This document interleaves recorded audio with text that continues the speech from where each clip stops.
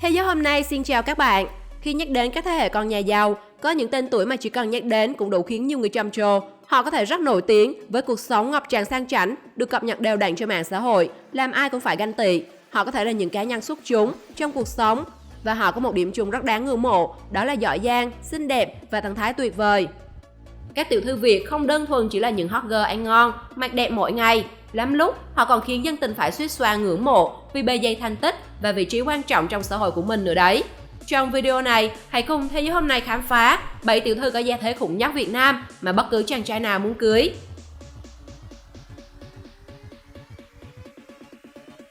7. Nguyễn Đặng Tiểu Giang.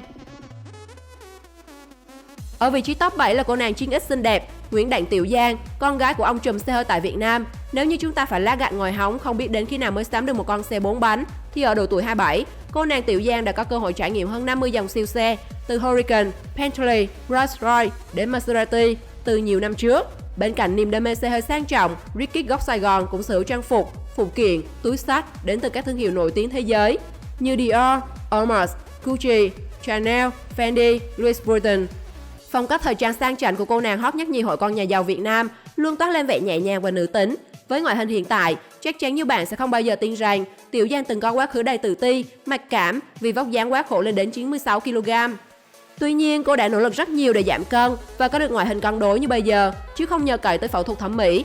Mặc dù sinh ra đã là tiểu thư lá ngọc cành vàng, nhưng khác với phần đông các cậu ấm cô chiêu học đòi xe xua, Tiểu Giang vẫn luôn nỗ lực gây dựng sự nghiệp riêng. Cô nàng tốt nghiệp ngành tài chính của một trường đại học tại Singapore.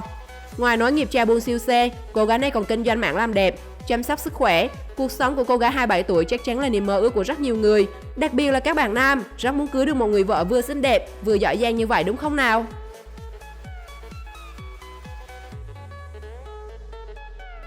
6. Trần Viên Ngọc Trân. Vị trí top 6 sẽ là cô nàng Trần Viên Ngọc Trân, một trong những rich kid Việt Nam thu hồi con nhà siêu giàu châu Á. Cô nàng này chính là con gái lớn của tỷ phú Trần Bá Dương, người sáng lập kiêm chủ tịch hội đồng quản trị công ty Thaco.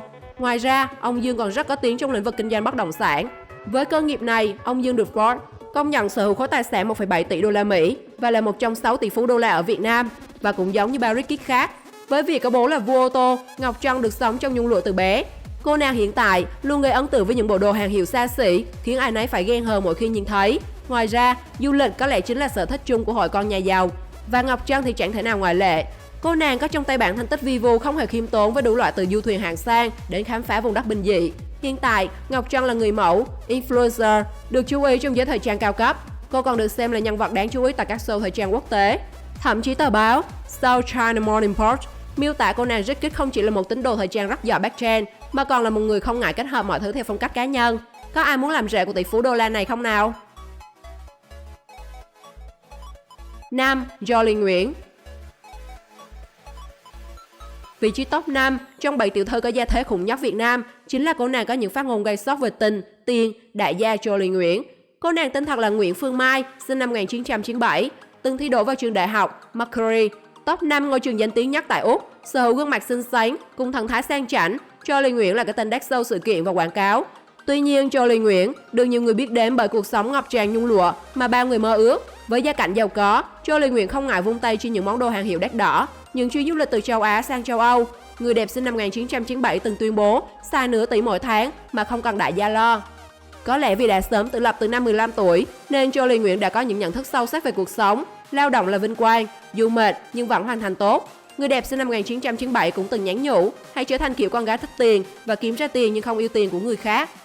Với nền tảng giáo dục từ gia đình, Jolie Nguyễn luôn biết trân trọng giá trị lao động. Cô nàng không quan trọng là giá tiền như thế nào, mà là món đồ đó phù hợp và có thể làm tôn lên giá trị của bản thân. Đặc biệt, cô nàng Ricky cũng từng tuyên bố sẽ không dính vào chuyện chân gia đại gia vì sợ tai tiếng và bố mẹ rất nghiêm khắc.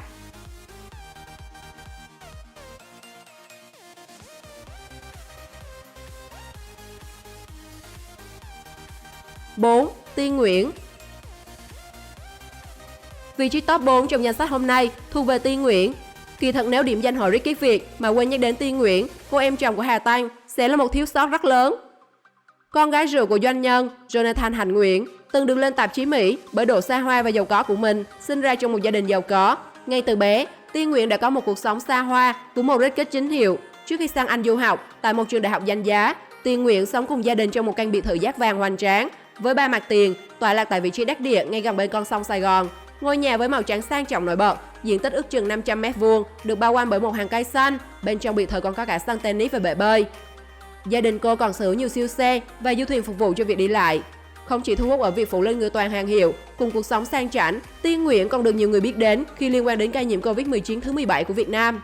Khi ấy, ông bố giàu có của cô đã không tiếc chi đến 10 tỷ đồng để thuê chuyên cơ chở một mình Tiên Nguyễn từ Anh về Việt Nam để cách ly điều trị. Không chỉ là một mỹ nữ hàng hiệu với mác Ricky, Tiên Nguyễn còn khiến nhiều người ngưỡng mộ khi giữ hai vị trí quan trọng của IPP, đó là giám đốc quỹ vì cộng đồng IPP, kiêm phó tổng giám đốc phát triển thị trường thời trang cao cấp.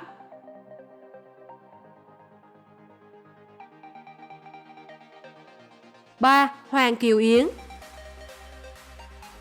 Nếu ai đó đi lạc vào hội Ricky Việt Nam, chắc chắn sẽ phải hoa mắt chóng mặt với cuộc sống cực kỳ giàu sang của những cậu ấm cô chiêu, con nhà đại gia Việt. Và trong số đó, hội con nhà giàu Việt Nam, chúng ta không thể không nhớ đến Hoàng Kiều Yến. Cô nàng sinh năm 2000, quê Quảng Bình. Mặc dù thuộc lứa đàn em, nhưng Kiều Yến luôn có cuộc sống xa hoa, không hề thua kém gì các đàn chị trong nhóm.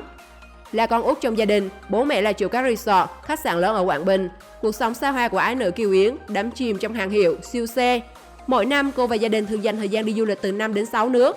Những nơi cô ghé qua thường là resort 5 sao hoặc khách sạn dành cho giới thượng lưu. Từ năm 14 tuổi, Yến được bố mẹ cho đi nhiều nơi trên thế giới như Pháp, Đức, Hà Lan, Monaco, Italy, Áo, Hàn Quốc, Trung Quốc, Singapore. Yến thừa nhận sinh ra trong gia đình khá giả là điều may mắn. Cô nàng chia sẻ, dù sinh ra ở hoàn cảnh nào, mỗi cá nhân đều có mục tiêu, mơ ước riêng. Với mình, đó là được theo đuổi niềm đam mê và tự mình nỗ lực tạo nên thành quả. Mình luôn nghiêm túc trong quá trình đi du học. Mình cũng nỗ lực để bản thân được trải nghiệm, thử sức ở nhiều lĩnh vực.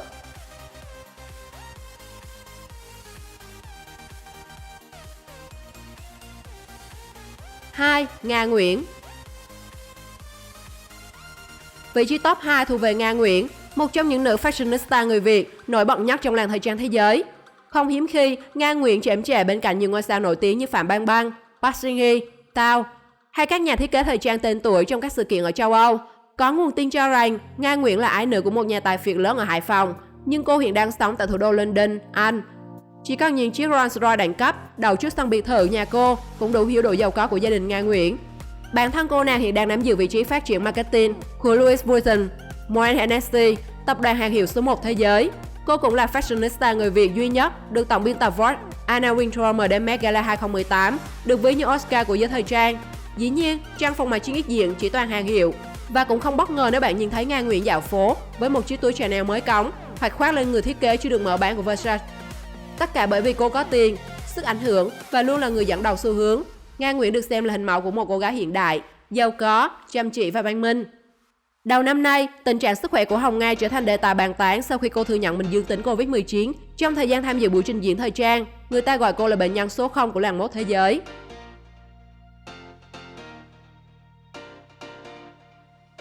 1. Trinh Hoàng. Chiếm vị trí top 1 trong danh sách này là một cái tên không mấy quen thuộc của giới trẻ Việt, nhưng hình ảnh về cuộc sống vương giả của cô nàng Trinh Hoàng, tên thật là Hoàng Tuyết Trinh, sinh năm 1993, trên Instagram, hội con nhà giàu Việt, khiến nhiều người rất bất ngờ. Là tiểu thư của một gia đình kinh doanh giàu có tại Hà Nội, Trinh Hoàng thường xuyên có những chuyến du lịch xa hoa đến những nơi sang trọng mà bất kỳ ai cũng mơ ước. Ngoài Mexico thì đất nước mà Trinh Hoàng check-in nhiều nhất trên trang cá nhân là nước Mỹ. Điều này cũng không quá khó hiểu khi cô nàng hiện đang định cư ở đây. Trinh thường tới Los Angeles để sắm những món đồ hàng hiệu thời thượng và cùng bạn bè tổ chức tiệc trên du thuyền sang trọng. Trinh Hoàng đặc biệt yêu thích và gần như không thể thiếu được giày cao gót. Số giày mà Trinh có chắc chắn phải là một con số đáng ngưỡng mộ. Chỉ cần lướt qua trang cá nhân của Trinh Hoàng thôi, bạn cũng sẽ thấy hoa mắt với những lần mua sắm hàng hiệu đắt đỏ của cô nàng. Dù sinh ra đã là cành vàng lá ngọc, nhưng Tuyết Trinh cũng không muốn sống dưới bóng của bố mẹ. Cô nàng tốt nghiệp loại giỏi, chuyên ngành quản trị kinh doanh tại New York. Từ khi trưởng thành, dưới sự hỗ trợ của gia đình, Trinh đã sở hữu một chuỗi các cửa hàng về đồ uống và kinh doanh online với thu nhập đáng nể để cô nàng thoải mái shopping hàng hiệu và du lịch đó đây.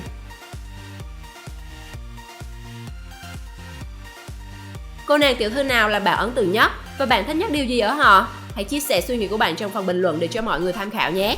Hãy like và share nếu bạn thích nội dung hôm nay và đừng quên đăng ký theo dõi kênh để là người đầu tiên được xem những video mới nhất của thế giới hôm nay. Xin chào và hẹn gặp lại!